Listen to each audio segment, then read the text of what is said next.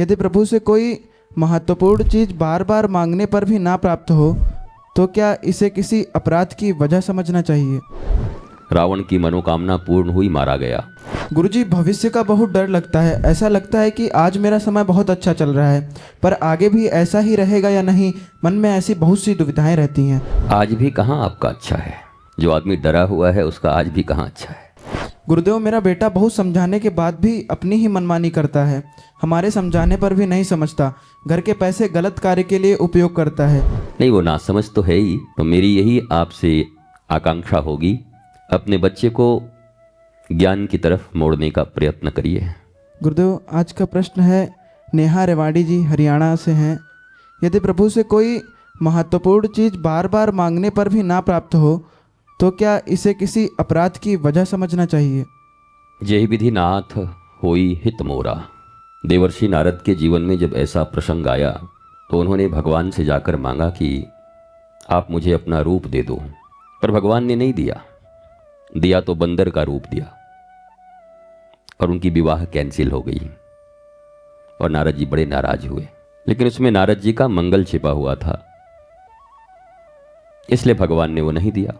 दूसरी बात है कि तुम सदा परमात्मा से यही प्रार्थना करना कि मेरी शुभ कामना पूर्ण करो, मनोकामना नहीं। मनोकामना बहुत खतरनाक चीज है।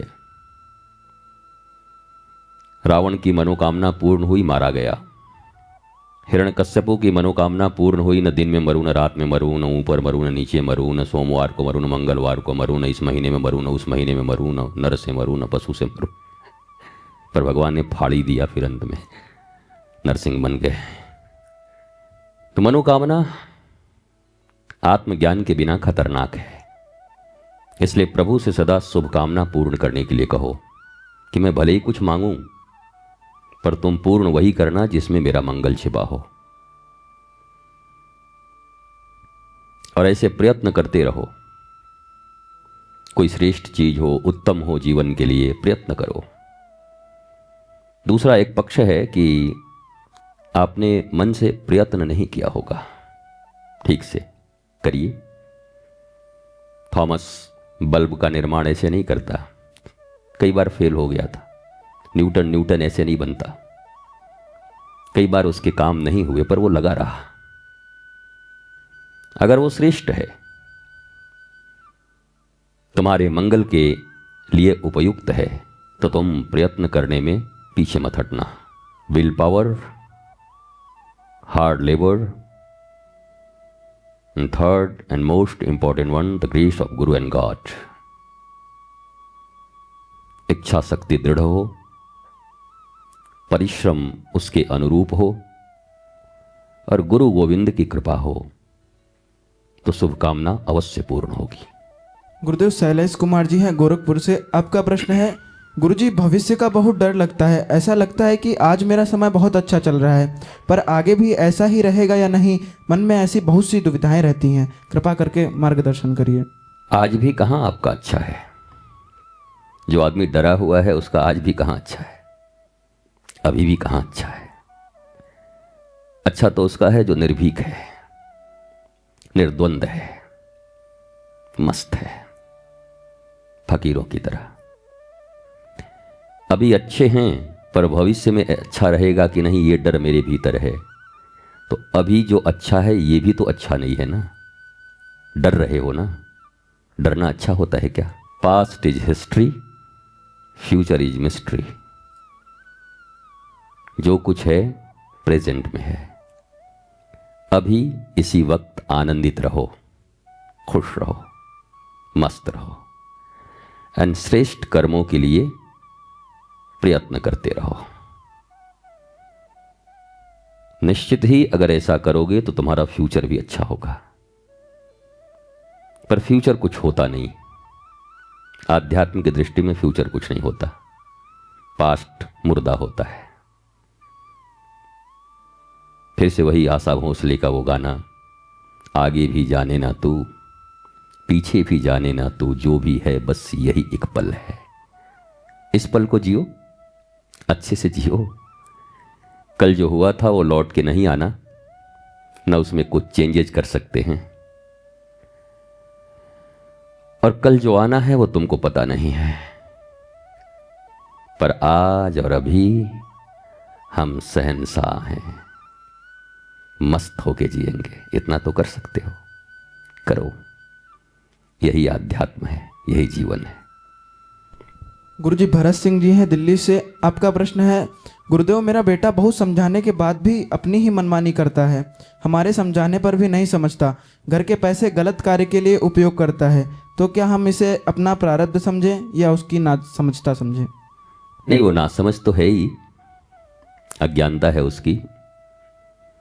और आध्यात्म में प्रारब्ध एक चीज होता है, पर प्रारब्ध को अपने पुरुषार्थ और प्रार्थना से बदला जा सकता है।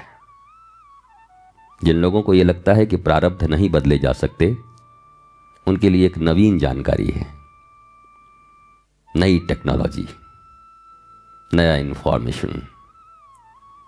प्रार्थना पक्की है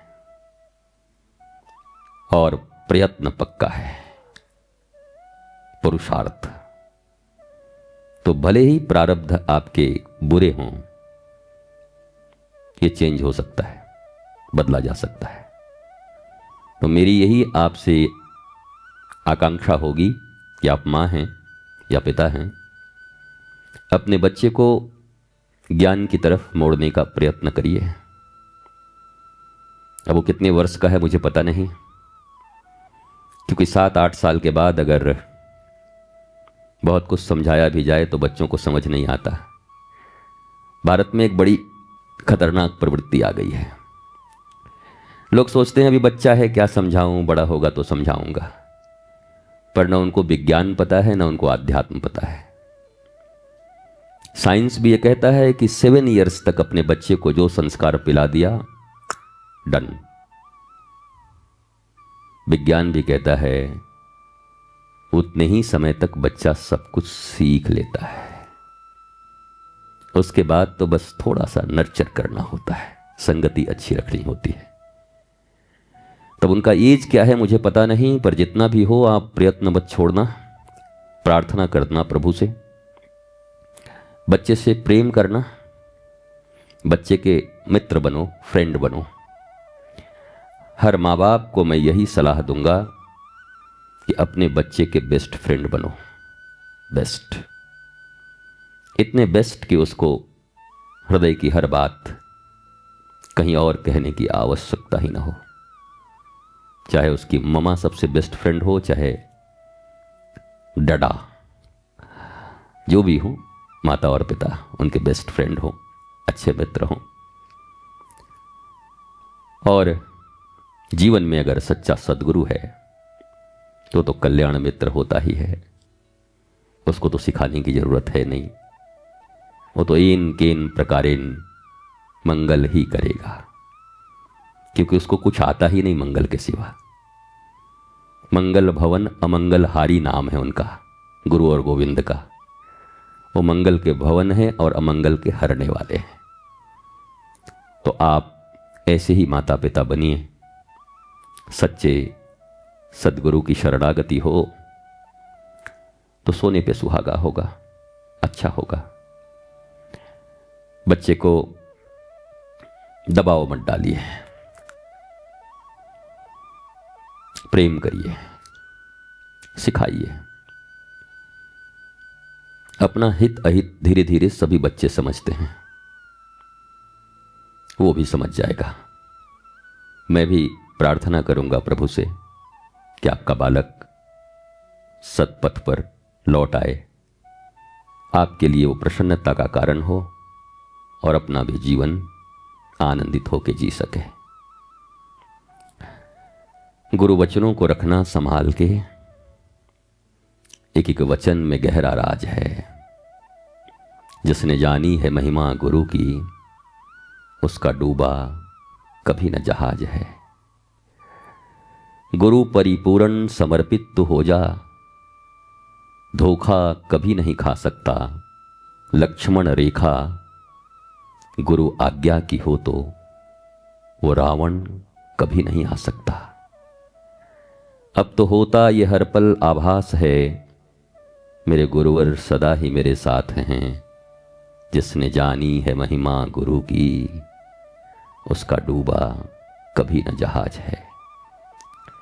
ठोकर लगे और सदगुरु न संभाले, ऐसा कभी नहीं हो सकता। जब हम पुकारें और वो ना आए, ऐसा कभी नहीं हो सकता। उनके हाथों में सौंप दे हाथ तू, वो तो अंग संग तेरे साथ हैं।